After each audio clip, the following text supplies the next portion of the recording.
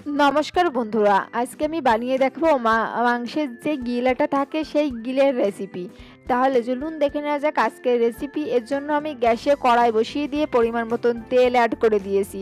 তেল গরম হয়ে গেলে আগে থেকে কেটে রাখা ডোমো করে আলু অ্যাড করে দিয়েছি।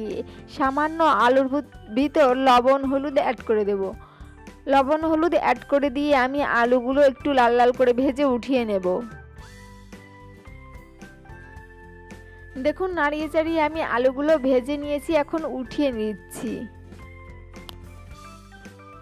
এখন এই তেলের ভিতর আবারও কিছুটা তেল অ্যাড করে দেব।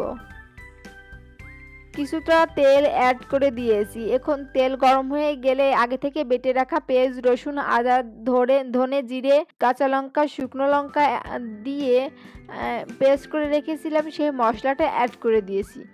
দিয়ে সামান্য জল অ্যাড করে দিয়েছি। দিয়ে পরিমাণ মতন লবণ হলুদ অ্যাড করে দেব। পরিমাণ মতন লবণ হলুদ দিয়ে ভালো করে মশলাটা কষাতে হবে। মশলাটা যত ভালো কষানো হবে মাংসটা খেতে কিন্তু বেশি মজা হয়।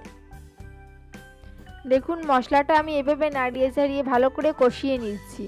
যতক্ষণ না পর্যন্ত তেল ছেড়ে দিবে ততক্ষণ পর্যন্ত কষিয়ে নিয়েছি। ভালো করে কষানোর পর আমি গিলেগুলো দিয়ে দিয়েছি। মাংসের গিলেটা দিয়ে আমি ভালো করে নাড়িয়ে চাড়িয়ে মিশিয়ে নিচ্ছি। এইভাবে নাড়িয়ে চাড়িয়ে সব কিছু মশলার সাথে ভালো করে মিশিয়ে নিয়ে আমি ঢাকনা দিয়ে ঢেকে কিছুক্ষণ রান্না করব। দেখুন ঢাকনা দিয়ে দিয়েছি। এইভাবে কিছুক্ষণ রান্না করে আমি ঢাকনা খুলে নিয়েছি। কতটা জল বের হয়েছে। এখন আবারও নাড়িয়ে চাড়িয়ে আমি কিছুক্ষণ কষিয়ে নেব। আবারও আমি ঢাকনা দিয়ে কিছুক্ষণ কষিয়ে নেব। দেখুন কতটা জল শুকিয়ে গিয়েছে, তেল ছেড়ে দিয়েছে মাংসের ভিতর থেকে। এবার নাড়িয়ে চাড়িয়ে আমি ভেজে রাখা আলু অ্যাড করে দিয়েছি গিলের ভিতর। গিলের এই মাংসটার ভিতরে আলু অ্যাড করে দিয়ে আমি আবারও নাড়িয়ে চাড়িয়ে ভালো করে মশলার সাথে কষিয়ে নিচ্ছি। ভালো করে মশলার সাথে কষিয়ে নিয়ে আমি পরিমাণ মতন জল অ্যাড করে দেব।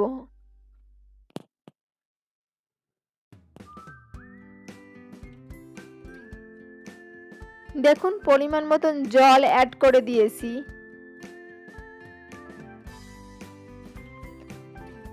পরিমাণ মতন জল অ্যাড করে দিয়ে আমি ঢাকনা দিয়ে ঢেকে কিছুক্ষণ রান্না করব।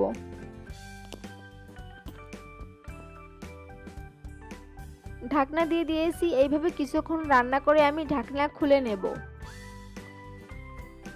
এখন এই খোলা অবস্থায় কিছুক্ষণ জাল করে ঝোল শুকিয়ে নিলেই তৈরি হয়ে যাবে গিলে রান্নার রেসিপি। গিলেটা যদি এইভাবে মশলার সাথে ভালো করে কষিয়ে রান্না করেন খেতে কিন্তু ভীষণই মজা হয়। লাস্টে একটু গরম মশলা গুঁড়ো অ্যাড করে দিয়েছি। দিয়ে নাড়িয়ে চাড়িয়ে মিশিয়ে নিয়ে নামিয়ে নেব। বন্ধুরা আজকের এই রেসিপিটি যদি আপনাদের ভালো লেগে থাকে তাহলে অবশ্যই বন্ধুদের সাথে বেশি বেশি করে শেয়ার করবেন। আর আপনি যদি আমার চ্যানেলে নতুন হয়ে থাকেন তাহলে চ্যানেলটিকে সাবস্ক্রাইব করে দেওয়ার অনুরোধ রইল। পাশে থাকা বেল আইকন অবশ্যই প্রেস করে দেবেন, এতে করে আমি যখনই কোনো নতুন ভিডিও দেবো সবার আগে পৌঁছে যাবে আপনার কাছে।